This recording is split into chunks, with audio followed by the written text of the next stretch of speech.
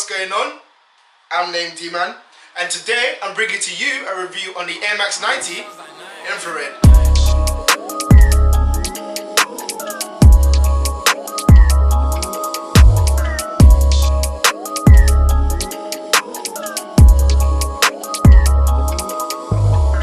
This shoe retailed on various UK sites, I think SNS and you know the usual raffles, and a couple outside of the UK. Me personally, I got my pair off a shop called Foot Shop. I think they're a shop from Czech Republic. Basically what happened is before they dropped it in this country, I had already entered raffles. A day before the release or so, it had popped up that the Foot Shop was releasing the shoe early. And because of the currency change, instead of £130, I think there I got it for 126. I mean, it's £4, but £4 money, innit? And at the end of the day, it was free shipping. So I basically played under retail for the shoe. But even when the raffles dropped, I got another pair. So in fact, I have two pairs. This pair is my personal pair. The lacing system on this one is different to the one I'm going to show you in the B-roll. Yeah, because I've got two pairs. To be honest, I've been wanting the shoe for ages, especially this pair. Before I heard the drop releases, I think in July or September, I was looking to get a pair of infrared Air Max 90s. But obviously, waiting a bit of time, I saw that they would drop in November. So obviously I waited to come a pair for retail. Not gonna lie, looking on secondary markets, I saw pairs going for around 200-ish. Which I guess is not that much more than retail, but you can never be a retail trainer. With that being said, let's get into the shoe. First of all, one thing to notice about the shoe is the box. This model, they decided to stay so true to the OG. So this is the OG box that they had in 1990 when the shoe was released. The box is all over red, and it has, I don't know what color you would call this, it has silver stripes. I don't know what that base color is. It's all over red with silver stripes on the box. Starting from the back of the box, it does have the Nike swoosh and Air branding, and below that it does say Air Max in the colorway white, black, cool grey, radiant red. Radiant red, also known as infrared. And then switching it over to the front of the box, same again, it does have the Nike swoosh and Air, and then it has your size sticker. So it's men's US size 10, UK size 9, EU size 44, women's 11.5. And then obviously you have your barcode and your QR code for either authenticating or just to look up the shoe. Now moving on to the actual shoe itself, opening the box, we do have a hang tag here, which does say Nike Air. This hang tag is the same hang tag as you used to see on Air Jordan 4s. A lot of the older Air Jordan 4s I got came with this hang tag.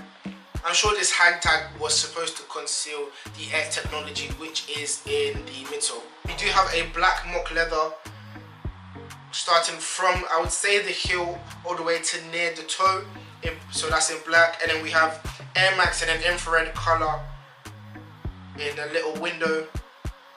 On top of that we have a grey type of suede. That's where also the grey swoosh is. So the swoosh and the actual grey on the side panel are two different shades of grey. The swoosh is a darker shade compared to the actual side panel grey, which is a lighter grey. So that lighter grey goes all the way around onto the front of the toe box. So on the toe box, as you can see, it has the infrared sole, which comes back up onto the toe, and then below that we have that greyish suede on the toe box. All over the shoe we can see infrared and black panels, just to show obviously the shoe being the infrared Air Max 90. Obviously this is the Air Max 90 model.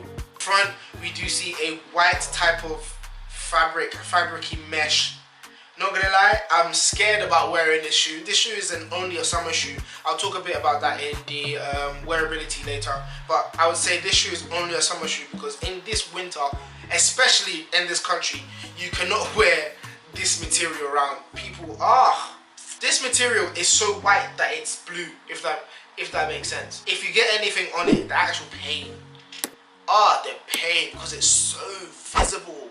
No, I'm scared to wear my shoe now. I'm just gonna wait till I'm wearing it then. Now moving on to the heel tab, the heel tab is in an infrared color with in black Nike swoosh and the Air.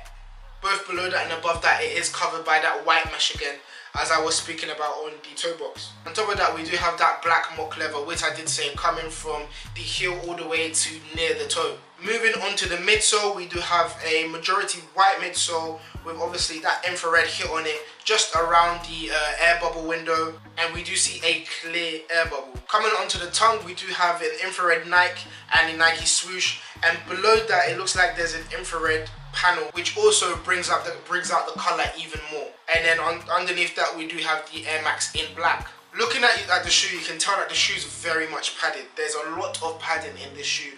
The tongue is fat. Like, I don't think you understand.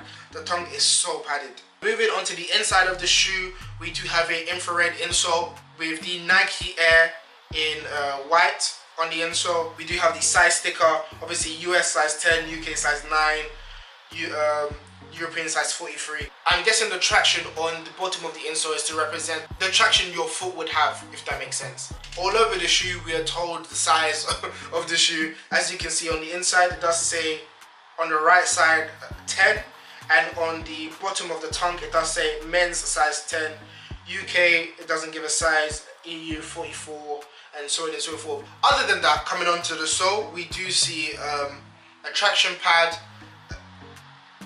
infrared on both the left side and the right side of the sole. We do have the Nike branded on the sole, and at the top we do see the infrared, as I said, coming onto the toe box. Overall, it's just a classic silhouette, classic color, and something that you actually can't go wrong with. Me looking at the shoe, this is definitely a shoe that adds a pop of color to your wardrobe. Also in the box, it does feature this little booklet. This booklet does feature some of the major iconic colorways. I think I'm seeing a Volt Air Max 90, an infrared Air Max 90, and a couple different Air Max models. Obviously, some of you may not know, but the Air Max 90 was made to be a running shoe. So I'm guessing this card is a recreation of when the shoe was first released in 1990. With that being said, let's talk a bit about the shoe. As I said, this shoe was first released in 1990 and is one of Tinker Hatfield's more iconic designs. This is the same guy that created the Air Jordan 4, Air Jordan 3, Air Jordan 11, the iconic Air Max 1. Basically, this guy is a GOAT in terms of Nike trainers. This shoe was created to mark 30 years ever since the infrared Air Max 90 was created. Originally, when purchasing this shoe might be labeled as Air Max 3. This is because this is the third installment in the trifecta of Air Maxes to launch, renamed to the Air Max 90 in the year 2000. This shoe is more of a collector's piece to a lot of people because of how iconic the shoe is. This one, we have the blue Air Max 90, the Volt Air Max 90. There's different Air Max 90s which have already been released. I feel like this one had a more of a push and a backing in it as opposed to those other models. But yeah, those other models did also release this year. And I feel like more Air Max 90s will be rolled out into 2021. So with that being said, let's get into CWP. Comfortability, cool. This shoe is so comfortable. Like, I didn't expect how comfortable it is. As I was talking about earlier, you have the padded tongue. I feel like the padded tongue and the whole silhouette of the shoe and how padded the shoe is does really help in terms of comfort. Actually feels like, it's very cliche, but it feels like you're putting your foot in a cloud. I would say for this shoe, go true to size. I've gone for a size 9 instead of an 8.5.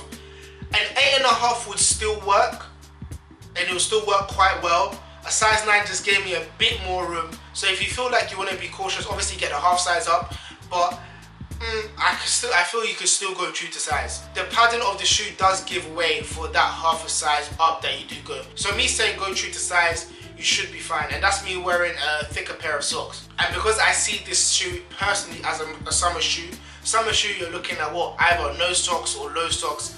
True to size would work. Wearability now, cool. As I also spoke about earlier, that white mesh on the front of the toe, forget it. Yeah, please don't wear the shoe in winter, because if anything gets on that shoe, maybe it's just me, but if you have OCD like me, whatever little dirt gets on it, you will see it and it will piss you off. Because of the infrared, and trust me, the infrared is a really hot pink.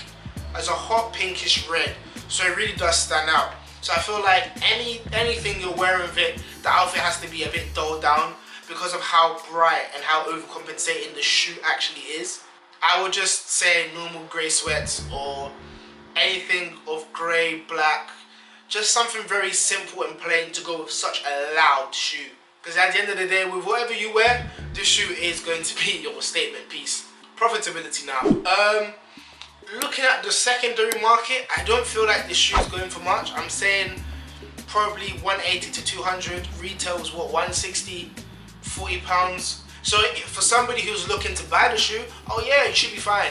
An extra 20 pounds, is after release is expected. An extra 20 pounds should be alright. Reselling the shoe, yeah, depends if you're trying to make what, 20 to 40 pound profit. Over time, I don't know if the shoe will appreciate in value. I feel like it may do, because such a shoe, I don't feel like it's going to be coming out for another good 4 to 5 years. So if you're really trying to wait the long haul, then yeah, go ahead, be my guest. But apart from that, yeah, it's not going to be your best seller. Another thing to add to it, the shoe does yellow pretty quickly. Well, I would say it will yellow pretty quickly because it's a white shoe. I've seen older pairs of previous retros where it's the whole midsole's gone yellow, bits of the upper's gone yellow. So if you're trying to resell it, I would say keep it in such a condition where the shoe's still white after what, for like 6 months to a year plus, because oxidization will attack the shoe. Then again, that's the thing that happens on majority of any white trainer. For example, I would give what, this, look at, this is a pair of my white cements. You might not be able to see it, but that bit is a tad bit yellow. I've had the shoe for what, close to 6 months or something like that. Obviously the laces start yellowing. This is not as bad as a lot of other shoes, but as you can see, stuff like that does happen. So guys, thank you for watching my video. This has been my review on the Air Max 90 Infrared. Please like, comment and subscribe. Please share with your friends and so on and so forth. I will try and get this video out as soon as possible. Yeah, peace.